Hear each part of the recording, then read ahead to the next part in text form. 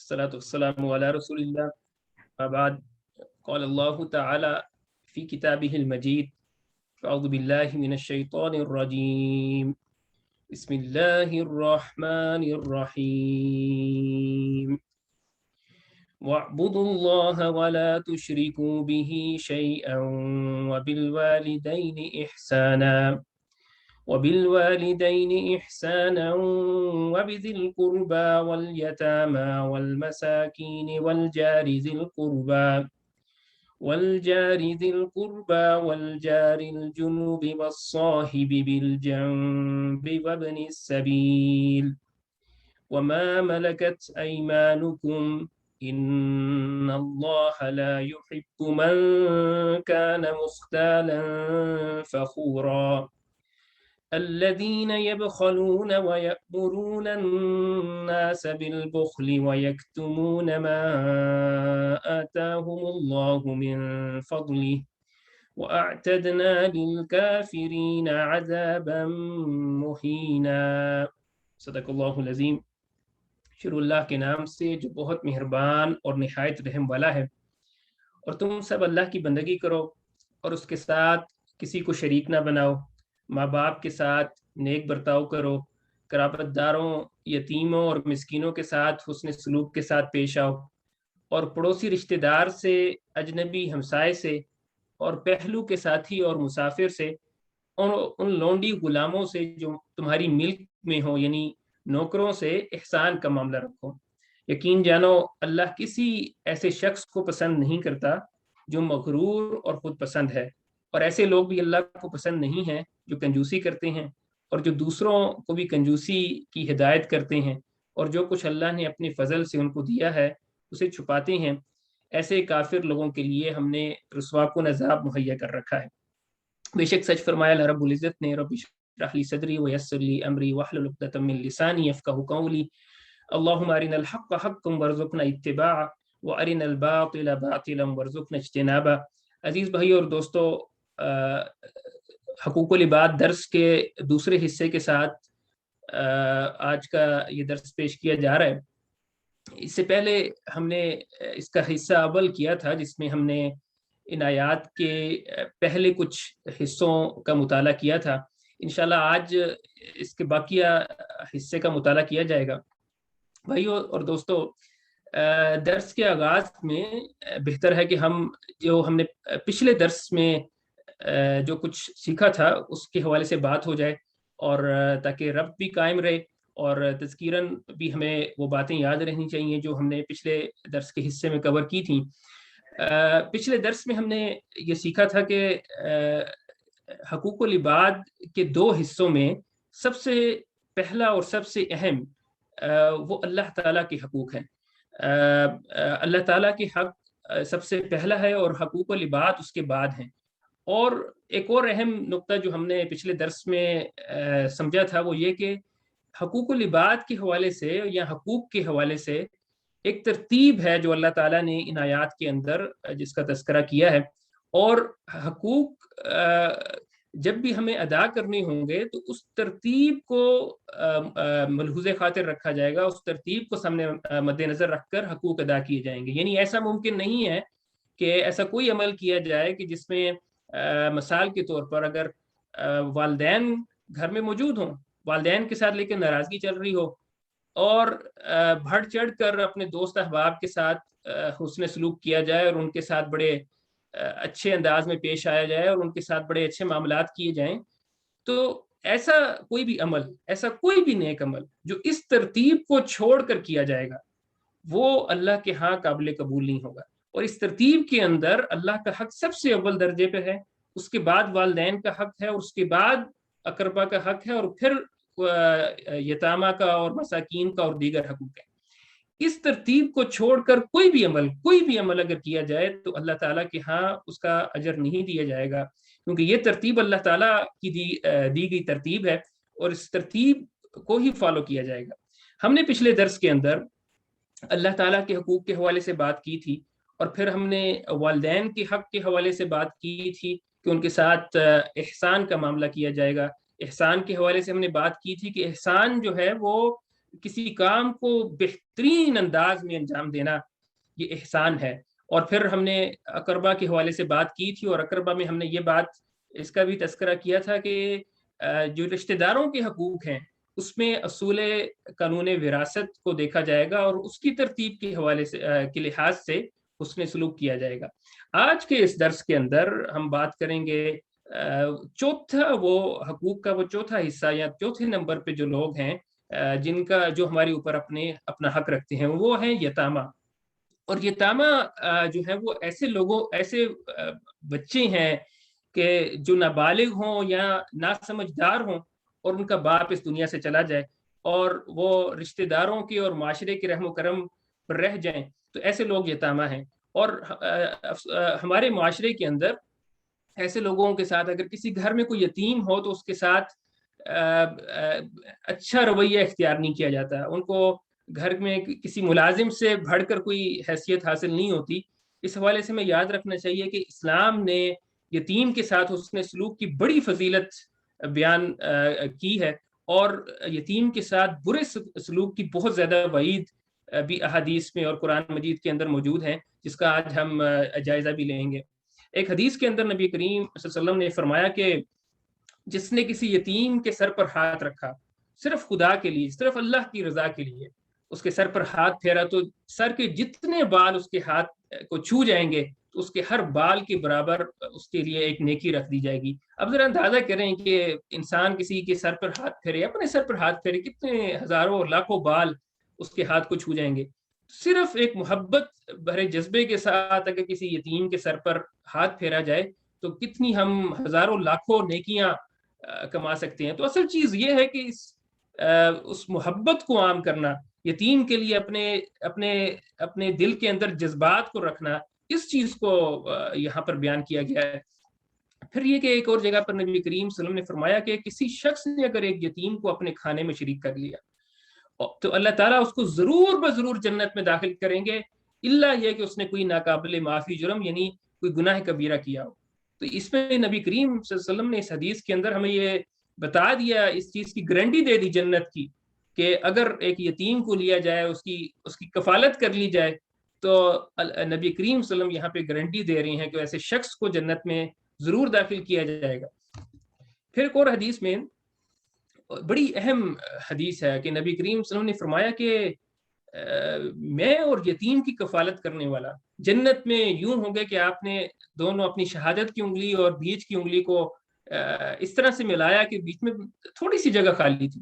تو یہ حدیث بڑی اہم ہے، یعنی آپ ذرا اندازہ کریں کہ اس میں کچھ باتیں ہیں کہ ایک تو جنت میں جانے کی بشارت دی گئی ہے، اور دوسری اہم چیز یہ ہے کہ نبی کریم صلی اللہ علیہ وسلم کی رفاقت، اور نبی کریم صلی اللہ علیہ وسلم کی رفاقت کوئی معمولی چیز نہیں ہے۔ نبی کریم صلی اللہ علیہ وسلم کی ہمسائیگی یا ان کی رفاقت جنت میں حاصل ہونے کا کیا مطلب ہے؟ ہم نبی کریم صلی اللہ علیہ وسلم کے لیے دعا کرتے ہیں، جب اذان سنتے ہیں تو ہم ان کے لیے کیا دعا کرتے ہیں؟ ہم کہتے ہیں کہ یا اللہ نبی کریم صلی اللہ علیہ وسلم کو وسیلہ عطا فرما۔ تو یہ وسیلہ کیا چیز ہے؟ وسیلہ جنت کا اعلیٰ ترین مقام ہے۔ تو نبی کریم صلی اللہ علیہ وسلم جنت کے اندر وسیلے کے اندر ہوگی، اور وسیلہ جنت کا اعلیٰ ترین مقام۔ اگر ہمیں نبی کریم صلی اللہ علیہ وسلم کی رفاقت نصیب ہو، ہمیں نبی کریم صلی اللہ علیہ وسلم کی ہمسائیگی نصیب ہو، تو ہم بھی وہیں پہ ہوں گے۔ تو یہ کوئی معمولی چیز نہیں ہے کہ نبی کریم صلی اللہ علیہ وسلم کی ہمسائیگی یا رفاقت۔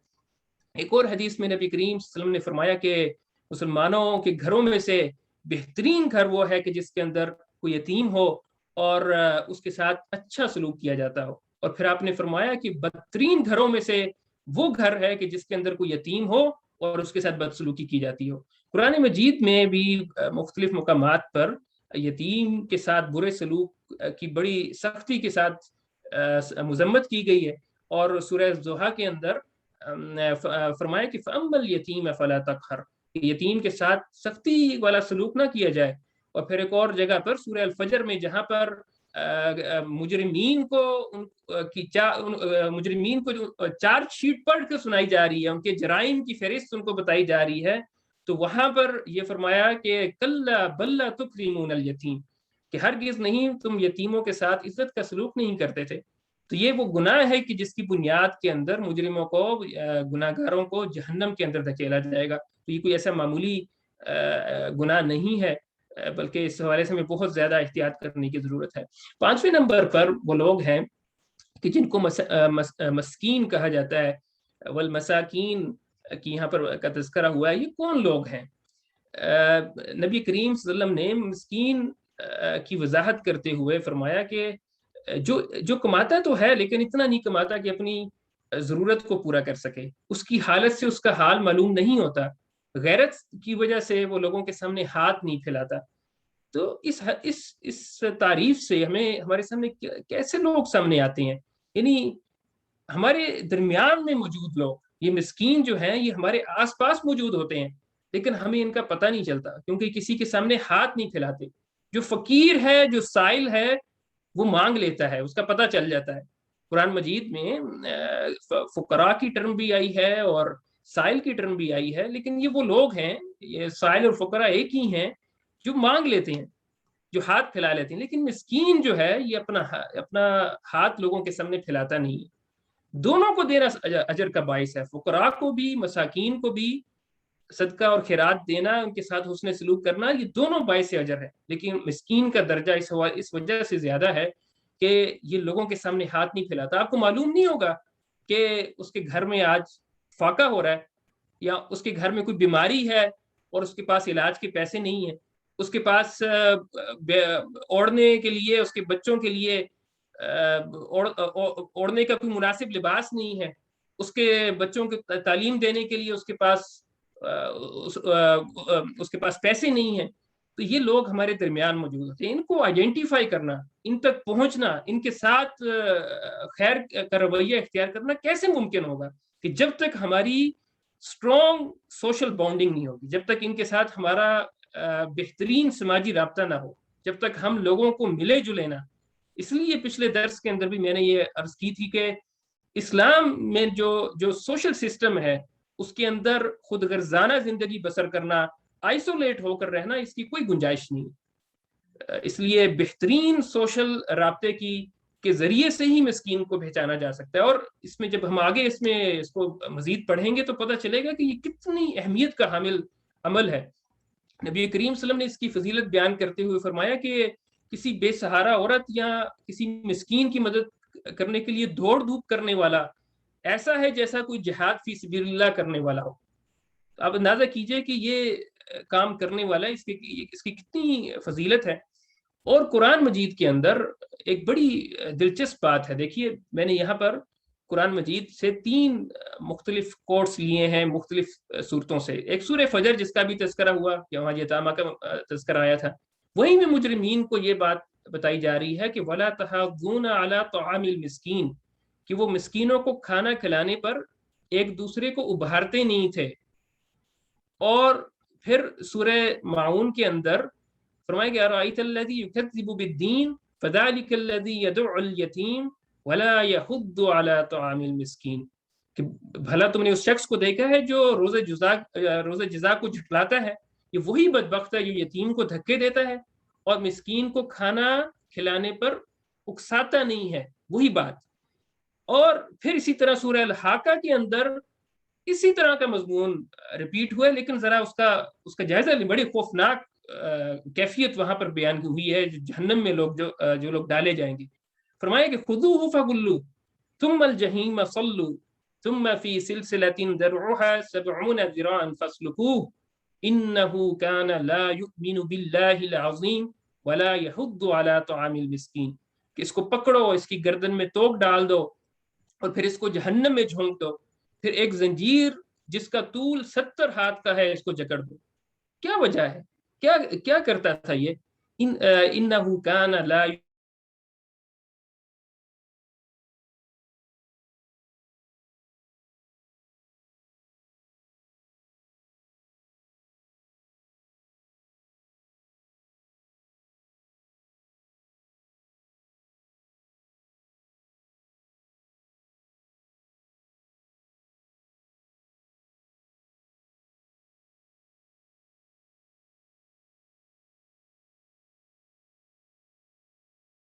یہ بہت ہی فضیلت والا عمل ہے. کسی مسکین کے لیے, کہ جس نبی کریم صلی اللہ علیہ وسلم نے ایک جگہ پہ فرمایا کہ جانتے ہو کہ سب سے اللہ کے ہاں سب سے بہترین عمل کیا ہے, سب سے بہترین عمل جو اللہ کو محبوب ترین عمل ہے, تو آپ نے فرمایا کہ ایسا عمل کہ جس کی وجہ سے کسی کا دل خوش ہو جائے, کسی مومن کی کوئی ضرورت پوری ہو جائے, کسی کا قرض ادا کر دیا جائے. اور پھر نبی کریم صلی اللہ علیہ وسلم نے یہ بھی فرمایا کہ کسی ضرورت مند کے لیے میرا چند قدم اس کے ساتھ چل کر جانا, نبی کریم صلی اللہ علیہ وسلم نے فرماتے ہیں کہ وہ مسجد نبوی میں میرے ساتھ ایک ماہ قیام سے جو ہے وہ افضل ہے. تو یہ ایسا عمل ہے کہ جس کی بہت زیادہ فضیلت ہے, اور ایسا نہ کرنا یہ ہمیں جہنم کی طرف بھی لے جا سکتا ہے. اس لیے ہمیں اس حوالے سے بہت زیادہ محتاط رہنے کی ضرورت ہے, اور اس عمل کو مسکین کو کھانا کھلانا, یہ مسکین کے لیے دوڑ دھوپ کرنا, اس کی مدد کے لیے بڑھ کر آگے جانا, اس کے لیے ہمیں ہمیشہ تیار رہنا چاہیے. چھٹے نمبر پر ان آیات کے اندر یہ بیان فرمایا ہے کہ والجار ذی القربى والجار الجنوب, پڑوسیوں کے حوالے سے بات آئی ہے کہ رشتہ دار, دو قسم کے پڑوسیوں کا تذکرہ آیت کے اندر ہوا ہے, رشتہ دار پڑوسی اور اجنبی ہمسایہ. اور ایک حدیث میں نبی کریم صلی اللہ علیہ وسلم نے وضاحت کرتے ہوئے 3 قسم کے پڑوسیوں کا تذکرہ کیا. فرمایا کہ 3 قسم کے پڑوسی ہوتے ہیں, ایک حق والا یعنی غیر مسلم پڑوسی, 2 حق والے مسلمان پڑوسی, اور پھر فرمایا کہ 3 حق والے جو مسلمان بھی ہوں اور پھر تمہارے رشتہ دار بھی ہوں. تو یعنی ایسا کوئی بھی فرد جو ہمارے قرب و جوار میں رہ رہا ہو وہ ہمارے پڑوسی کہلائے گا, چاہے وہ مسلمان ہو چاہے غیر مسلم ہو. اگر تو غیر مسلم ہے تو ہمارے ہاں تو اس کے ساتھ تعلق رکھا ہی نہیں جاتا کسی بھی قسم کا, لیکن نبی کریم صلی اللہ علیہ وسلم نے اس کا بھی ایک حق قرار دیا ہے. اور پھر اگر وہ رشتہ دار بھی ہو تو پھر اس کے 3 درجے ہیں, یعنی سب سے زیادہ جو ہمارے حسن سلوک کا مستحق ہے وہ ہے جو ہمارا پڑوسی بھی ہو. اور ہمارے ہاں کیا کیفیت ہوتی ہے کہ اگر تو وہ رشتہ دار ہو تو پھر تو ہمارا اسے لازماً جھگڑا ہو. تو یہ حالانکہ وہ اس کو نبی کریم صلی اللہ علیہ وسلم نے سب سے زیادہ حسن سلوک کا مستحق ٹھہرایا ہے. ایک اور پڑوسیوں کے حوالے سے جو حقوق اسلام نے ہمیں بتائے ہیں وہ یہ کہ جب بھی پڑوسی کو ملا جائے تو اس کو سلام کیا جائے, اس کی خیریت دریافت کی جائے, اور اگر وہ کسی مشکل میں مبتلا ہے تو اس کی مدد کی جائے. اور تحفوں کا لین دین یہ آپس میں محبت کو بڑھاتا ہے اور تعلقات اس سے مضبوط ہوتے ہیں. تو تحفوں کا لین دین کیا جائے اور اچھے طریقے سے پڑوسی جب بھی ملاقات ہو تو اس سے اچھے طریقے سے بات کی جائے. حضرت عائشہ رضی اللہ تعالیٰ عنہ نے ایک مرتبہ پوچھا کہ میرے 2 پڑوسی ہیں, تو اگر مجھے کسی کو کھانا بھیجنا ہو تو کس کو بھیجوں؟ تو نبی کریم صلی اللہ علیہ وسلم نے فرمایا کہ جس کا دروازہ تمہارے دروازے کے قریب ہو. تو اس لیے یہاں سے ہمیں یہ پتہ چلا کہ جو جتنا قریب ہے وہ اتنا زیادہ حسن سلوک کا مستحق ہے. پھر اسی طرح ایک واقعہ ہمیں ملتا ہے صحیح احادیث کے اندر کہ عبداللہ بن عمر رضی اللہ تعالیٰ عنہ ایک بار نبی کریم صلی اللہ علیہ وسلم کی خدمت میں آئے ان سے ملاقات کے لیے. تو انہوں نے دیکھا کہ ایک شخص ہے جو نبی کریم صلی اللہ علیہ وسلم کے ساتھ کھڑا باتیں کر رہا ہے. تو آپ ادب کا تقاضا یہ تھا کہ آپ ایک سائڈ پر کھڑے رہتے اور انتظار کرتے کہ وہ شخص اپنی بات ختم کر کے چلا جائے. تو عبداللہ بن عمر رضی اللہ تعالیٰ عنہ نے دیکھا کہ وہ شخص کافی دیر تک نبی کریم صلی اللہ علیہ وسلم کے ساتھ کھڑا رہا ہے. اور اب عبداللہ بن عمر رضی اللہ عنہ کے دل میں یہ خیال آنا شروع ہوا کہ آخر کون شخص ہے کہ جس نے یہ خیال نہیں کیا کہ نبی کریم صلی اللہ علیہ وسلم بھی کھڑے ہیں, ان کے پیروں میں ورم آ جائے گا, آپ تھک جائیں گے, اور اتنی دیر سے کھڑا ہے اور بات کیے چلا جا رہا ہے. تو جب وہ شخص چلا گیا تو عبداللہ بن عمر رضی اللہ عنہ آتے ہیں نبی کریم صلی اللہ علیہ وسلم کے پاس اور عرض کرتے ہیں کہ یا رسول اللہ علیہ وسلم یہ کون شخص تھا جو اتنی دیر سے آپ سے محو گفتگو تھا, تو یہ آخر کون تھا, اس نے یہ بھی خیال نہیں کیا کہ آپ تھک جائیں گے, آپ کے پیروں میں ورم آ جائے گا. تو نبی کریم صلی اللہ علیہ وسلم نے ان سے پوچھا کہ عمر عبداللہ کیا تم نے دیکھا تھا اس شخص کو؟ تو عبداللہ رضی اللہ عنہ فرماتے ہیں کہ یا رسول اللہ میں تو کب سے کھڑا یہ دیکھ رہا تھا کہ وہ آپ سے محو گفتگو ہے. تو نبی کریم صلی اللہ علیہ وسلم نے فرمایا کہ عبداللہ وہ جبریل تھے اور وہ مجھے پڑوسیوں کے حق کے حوالے سے اتنی وصیت کر رہے تھے کہ مجھے تو اس حوالے سے ہمیں یہ پتہ چلتا ہے کہ پڑوسیوں کا حق کس طریقے سے جبریل علیہ السلام نے نبی کریم صلی اللہ علیہ وسلم کو سمجھایا ہے. پھر ایک اور جگہ پر نبی کریم صلی اللہ علیہ وسلم نے فرمایا کہ اگر کوئی شخص 10 گھروں میں چوری کرتا ہے تو اس کا جرم پڑوسیوں کے گھر سے میں چوری کرنے کے جرم سے کم ہے. یہاں سے ایک فقہی مسئلہ یاد رکھیے کہ کوئی بھی برائی اگر کسی پڑوسی کے ساتھ کی جائے گی، کوئی بھی برائی اگر کسی پڑوسی کے ساتھ کی جائے گی تو وہ اپنے گناہ کے اندر 10 درجے زیادہ اس کا گناہ ہے. تو یہ بڑی اہمیت کی بات ہے کہ اگر ہم کچھ بھی پڑوسی کے ساتھ برا کریں گے تو وہ عام جگہ پر برا کرنے سے 10 گنا زیادہ ہے. تو اس لیے پڑوسیوں کے حوالے سے ہمیں بہت زیادہ محتاط رہنے کی ضرورت ہے، اور پڑوسیوں کی جو عزت اور آبرو ہے اس پر حملہ کرنے والا گناہ کبیرہ کا مرتکب ہوتا ہے. ایک اور جگہ پر نبی کریم صلی اللہ علیہ وسلم نے فرمایا کہ 3 مرتبہ فرمایا آپ نے کہ واللہ لا یؤمن واللہ لا یؤمن واللہ لا یؤمن، کہ اللہ کی قسم وہ شخص تو ایمان ہی نہیں لایا، وہ شخص تو ایمان ہی نہیں لایا، وہ شخص تو ایمان نہیں لایا. تو لوگوں نے پوچھا کہ یا رسول اللہ کون شخص ہے یا رسول اللہ؟ تو آپ صلی اللہ علیہ وسلم نے فرمایا کہ وہ شخص کہ جس کے شر سے اس کا پڑوسی محفوظ نہیں ہے. اور شر یہ نہیں ہے کہ بس آپ کسی کے ساتھ لڑ بھڑ جائیں تو یہ شر ہے، پڑوسی کے ساتھ لڑائی جھگڑا ہو جائے تو یہ شر ہے، بلکہ شر یہ بھی ہے کہ آپ کا وجود آپ کے وجود سے پڑوسی جو ہے وہ تنگ ہوتا ہے. آپ کو دیکھتا ہے تو اس کے چہرے پہ مسکراہٹ کی بجائے اس کے ماتھے پہ بال پڑ جاتے ہیں. آپ کو دیکھتا ہے تو وہ ڈسٹرب ہو جاتا ہے، اس کو وہ تناؤ کا شکار ہو جاتا ہے. تو آپ نے اپنا وجود ایسا کیوں نہیں رکھا اس کے لیے کہ آپ کو دیکھے تو آپ اس کے چہرے پر خوشی آئے، آپ کا وجود اس کے لیے باعث اطمینان ہو، باعث امن ہو، اور وہ آپ کو دیکھ کر اسے یہ محسوس ہو کہ کوئی میرا ہمدرد جو ہے وہ میں نے اس کو دیکھا ہے. تو ایسا اپنا طرز عمل پڑوسی کے ساتھ رکھنے کی ضرورت ہے کہ وہ دیکھے تو اس کو آپ کو دیکھ کر یہ احساس ہو کہ وہ محفوظ ہے. تو ایسا سلوک پڑوسیوں کے ساتھ ہونا چاہیے. ایک اور جگہ پر نبی کریم صلی اللہ علیہ وسلم نے فرمایا کہ اس شخص کے ایمان کے بارے میں کیا کہتے ہو کہ جو خود تو پیٹ بھر کر کھا لے اور اس کا پڑوسی بھوکا رہے. یعنی پوچھا جا رہا ہے کہ وہ بھی مسلمان ہے، وہ شخص بھی مسلمان ہے کہ جس نے خود تو پیٹ بھر کر کھایا ہے لیکن پڑوس کے اندر بھوک کا راج ہے. تو ایسا شخص بھی کوئی ایمان رکھتا ہے. اور پھر ایک اور جگہ پہ فرمایا کہ پڑوسی کا یہ بھی حق ہے کہ اگر وہ دیوار میں کوئی کیل ٹھونکے تو تم اس کو منع نہ کرو.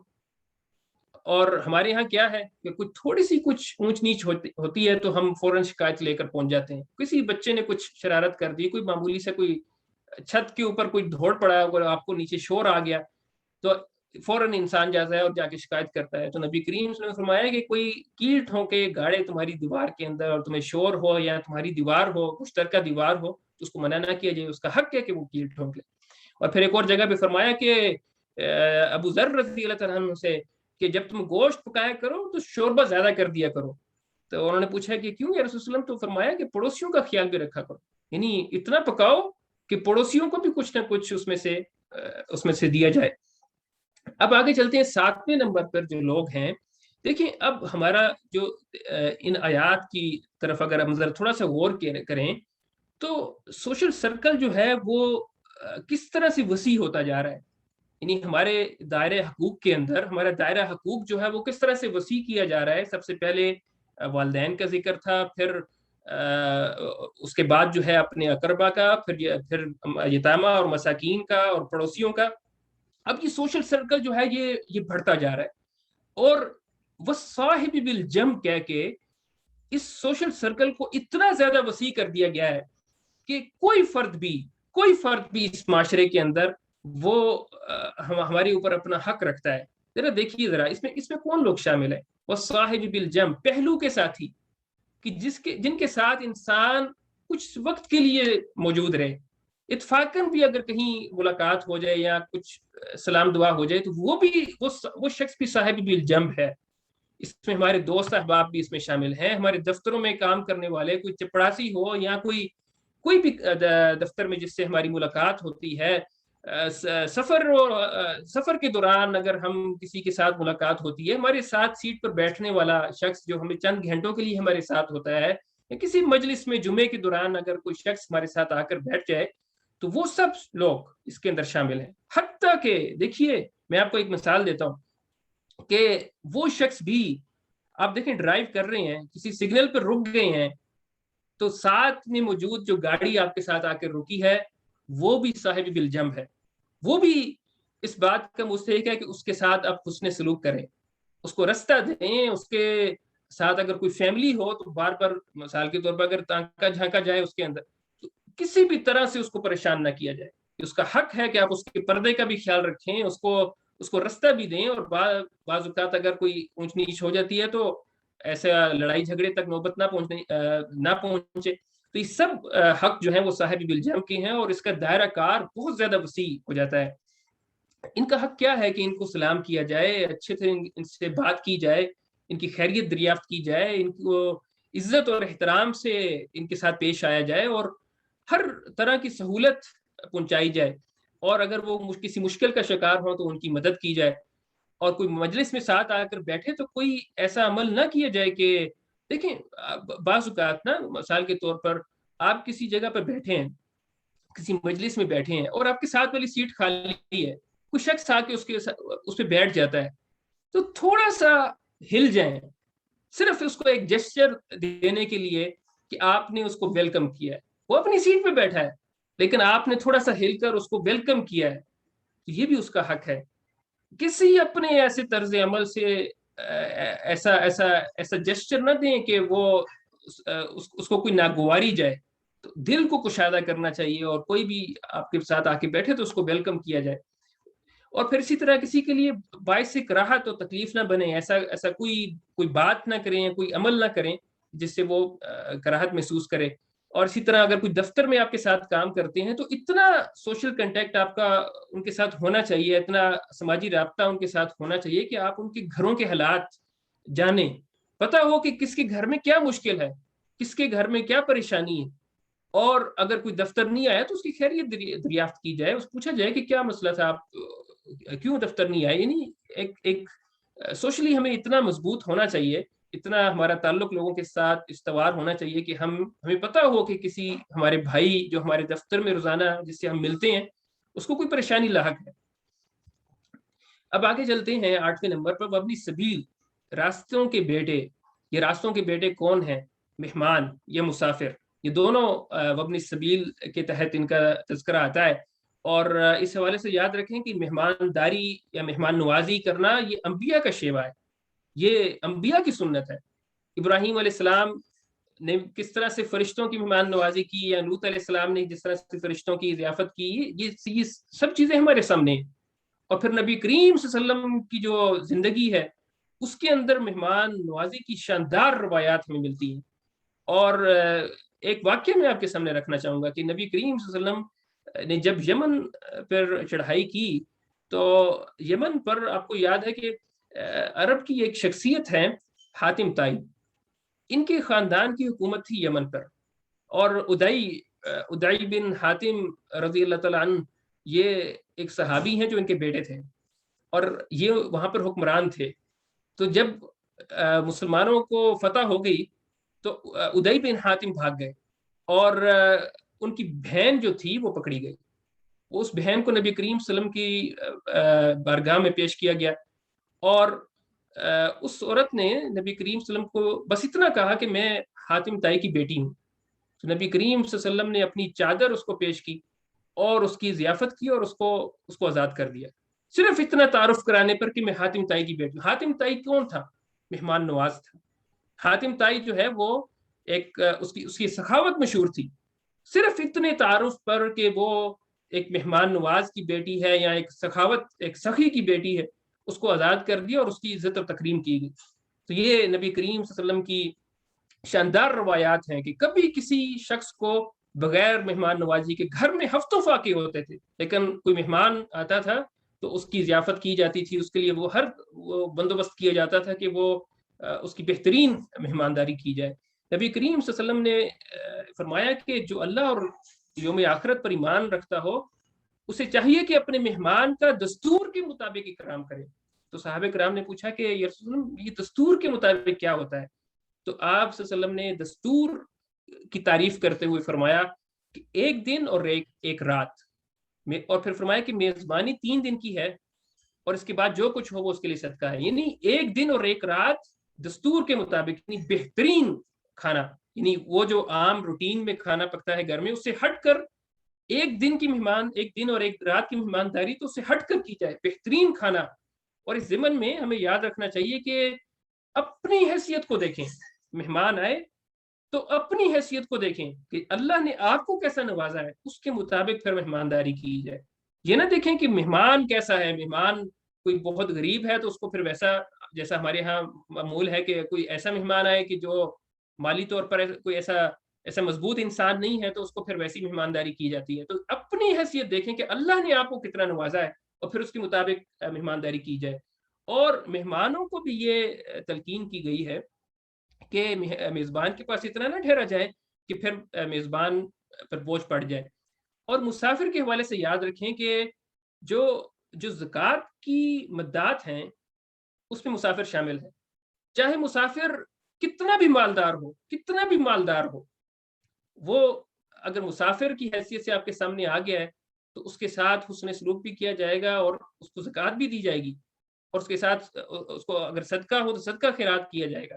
یعنی یہ نہیں دیکھا جائے گا کہ اس کی حیثیت کیا ہے، وہ گاڑی پر آیا ہے. یا ہمارے یہاں پہ سعودی عرب میں بھی آپ کو پتا ہے کہ یہاں پر اکثر عرب آپ کو گاڑی پر مانگتے ہوئے ملیں گے، اور وہ آپ کو آپ کو اکثر آپ کو اس سے سابقہ پیش آیا ہوگا کہ ایک گاڑی آپ کے پاس آ کے رکی اور اس نے کہا کہ جی میرا پرس گم گیا اور میں دبئی سے آیا ہوں یا میں فلانی جگہ سے آیا ہوں اور میرا پرس گم گیا ہے، مجھے کچھ پیسے چاہیے. تو ایسا کیوں کرتے ہیں؟ ان کو یہ معلوم ہے کہ اگر میں مسافر کی حیثیت سے کسی کے پاس جاؤں گا تو مجھے رد نہیں کرے گا. یہاں پر عربوں کا یہ رواج ہے کہ مسافر کا اکرام کیا جاتا ہے، ان کے ساتھ حسن سلوک کیا جاتا ہے، ان کی مدد کی جاتی ہے. تو اس لیے وہ فقیر جو ہے وہ مسافر بن کر لوگوں کے سامنے آ جاتے ہیں. تو یہ مسافر اگر کسی بھی حیثیت میں ہمارے سامنے آ جائے تو حسن سلوک کا مستحق ہے. اور آخر میں جن لوگوں کا تذکرہ ان آیات میں آیا ہے، یہ آخری بات ہے، اس کے بعد میں درس کو ختم کروں گا. فرمایا کہ وما ملکت ایمانکم، کہ لونڈی غلام جو تمہاری ملک میں ہو ان کے ساتھ حسن سلوک کیا جائے.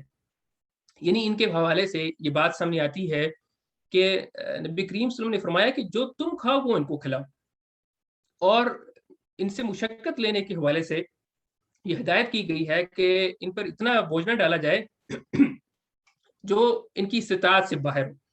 اور پھر یہ بھی فرمایا کہ اگر کوئی ایسا کام، یعنی آج کل لونڈی غلام تو نہیں ہے، لیکن یہ حکم جو ہے وہ جو ہمارے ماتحت لوگ ہیں، جو ہمارے نوکر ہیں، نوکر جو ہوتے ہیں آج کل، ان کے حوالے سے ہمیں یاد رکھنا چاہیے کہ اگر کوئی ان کو کام اسائن کیا جائے، کوئی کام ان کو دیا جائے جو ان کی ہمیں معلوم ہو کہ ان کی بس کی بات نہیں ہے، تو پھر خود بھی شامل ہو، پھر خود بھی ان کی مدد کرو. اور غلاموں اور خادموں پر بیجا اختیار چلانا، ان کو غلط استعمال کرنا، اس کے بارے میں فرمایا کہ ایسا شخص جنت میں داخل نہیں ہوگا جو غلاموں کے ساتھ بیجا ان پر اپنے اختیارات کا استعمال کرتا ہے. اور ایک واقعہ ہمارے سامنے آتا ہے کہ ایک صحابی اپنے نوکر کو مار رہے تھے، تو پیچھے سے آواز آتی ہے رکو رکو. تو نبی کریم وہ صحابی مڑ کر دیکھتے ہیں تو نبی کریم صلی اللہ علیہ وسلم خود تھے. تو آپ صلی اللہ علیہ وسلم نے اس شخص اپنے صحابی سے فرمایا کہ کیا تم چاہتے ہو کہ روز قیامت تمہارا رب بھی تمہیں اسی طرح پیٹے؟ تو وہ صحابی فرماتے ہیں کہ نہیں یا رسول اللہ، میں کیسے یہ چاہ سکتا ہوں کہ قیامت والے روز میرا رب مجھے اسی طرح پیٹے. تو پھر نبی کریم صلی اللہ علیہ وسلم نے فرمایا کہ تم اس کو کیوں پیٹ رہے ہو؟ تو وہ صحابی رو پڑے اور انہوں نے اس شخص کو، اس غلام کو آزاد کر دیا. یہ واقعات ہیں جو ہمارے سامنے آتے ہیں صحابہ کرام کی زندگی کے اندر کہ دیکھیں ہمارے ہاں جو نوکروں کا معاملہ ہے، ہمارے کلچر کے اندر بعض اوقات ہم دیکھتے ہیں کہ لوگ گاؤں پنجاب کے اندر اور باقی شہروں میں بھی ایسا ہی ہوگا تقریباً کہ ہم لوگ چھوٹی عمر کے ملازمین اپنے گھروں میں لے آتے ہیں اور ان سے سالانہ طے کر لیا جاتا ہے معمولی رقم 40-50 ہزار پر، اور ان سے پورا سال کام لیا جاتا ہے اور ان کے ساتھ انصاف کا رویہ نہیں رکھا جاتا. بعض اوقات پیمنٹس بھی لیٹ کی جاتی ہیں اور ان کے ساتھ ہر قسم کا، یعنی وہ اپنی ہماری بچوں کی عمر کے لوگ ہوتے ہیں لیکن ان کے ساتھ ویسا سلوک نہیں کیا جاتا کہ جیسا ہم اپنے بچوں کے ساتھ کرتے ہیں یا ویسا اپنے بچوں کے ساتھ چاہتے ہیں. تو اس حوالے سے ہمیں بہت زیادہ احتیاط کرنے کی ضرورت ہے. دیکھیں ہم بھی جس کمپنی میں ہم نوکری کرتے ہیں وہاں پر ہم بھی ایک ملازم ہیں، اور اپنی کمپنی سے ہماری ایکسپیکٹیشنز کیا ہیں. اپنی کمپنی سے ہم چاہتے ہیں کہ ہمیں جو ہے نا بونس بھی ملے، ہم بیمار ہوں تو ہمیں چھٹی بھی ملے، ہم نے اپنے گھر جانا ہو تو ہمیں ٹکٹ بھی ملے، ہمیں جو ہے نا انکریمنٹس بھی ملیں، ہمیں یہ بھی ملے، ہمیں وہ مراد بھی ملیں.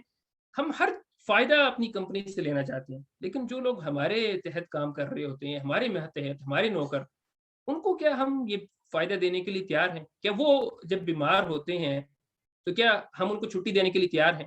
کیا اگر وہ ان کو کسی چیز کی کسی پیسے کی ضرورت ہو یا انہوں نے کوئی سفر کرنا ہو تو کیا ہم کچھ اضافی پیسہ ان کو دیں گے؟ قطعا نہیں دیں گے. تو ایسا سلوک جو ہم اپنے لیے چاہتے ہیں کہ ہمارے ساتھ کیا جائے، ہماری کمپنی ہمارے ساتھ کرے، تو پھر ہم ویسا اپنے اپنے ماتحت لوگوں کے ساتھ بھی ویسا چاہیں کہ وہ بھی ویسا سلوک ہم بھی ان کے ساتھ کریں. میرے بھائیو، یہ چند گزارشات تھیں جو میں آج کے درس میں آپ کے سامنے پیش کرنا چاہ رہا تھا. بس آخر میں ایک چیز یہ، وہی بات کہ دیکھیں حقوق العباد کے حوالے سے ہمیں بہت زیادہ محتاط رہنے کی ضرورت ہے، کیونکہ اللہ تعالیٰ کا جو حق ہے وہ اللہ تعالیٰ سے سچی توبہ کرنے سے اللہ تعالیٰ معاف کر دیں گے. لیکن اگر کوئی انسان کا حق ہم اس دنیا میں چھوڑ گئے تو پھر اس کا ازالہ توبہ کے ساتھ نہیں کیا جا سکتا. اس کا ازالہ تبھی ہوگا کہ جب ہم اس حق کو اس زندگی کے اندر ہی ادا کر کے چلے جائیں، ورنہ اس حق کا ازالہ یوم آخرت ہمارے نیک اعمال کریں گی. اور ہمارے نیک اعمال ہمارا سب سے بڑا ایسٹ ہے، ہمارا سب سے قیمتی سرمایہ جو ہے وہ ہمارے اس دنیا میں کمائے گئے نیک اعمال ہیں. اور اگر ہم دنیا سے میں لوگوں کے حق لے کر چلے گئے تو یہ نیک اعمال ان کے حصے میں ڈال دیے جائیں گے. حدیث کے اندر آتا ہے کہ پھر جب آپ کے نیک اعمال ختم ہو جائیں گے تو پھر ان کے برے اعمال آپ کے پلڑے میں ڈالے جائیں گے اور پھر پیشانی کے بل گھسیٹ کر اس کو جہنم میں ڈالا جائے گا. اللہ تعالیٰ سے دعا ہے کہ ہمیں جب تک اس دنیا میں زندگی ہماری رہے اس وقت تک ہم کسی کا حق لے کر اس دنیا سے نہ جائیں. ہمیں حقوق کو پہچاننے کی اور اس کو ادا کرنے کی توفیق عطا فرمائے. وَأَقُولُ قَوْلِي هَٰذَا وَأَسْتَغْفِرُ اللَّهَ لِي وَلَكُمْ وَلِسَائِرِ الْمُسْلِمِينَ وَآخِرُ دَعْوَانَا أَنِ الْحَمْدُ لِلَّهِ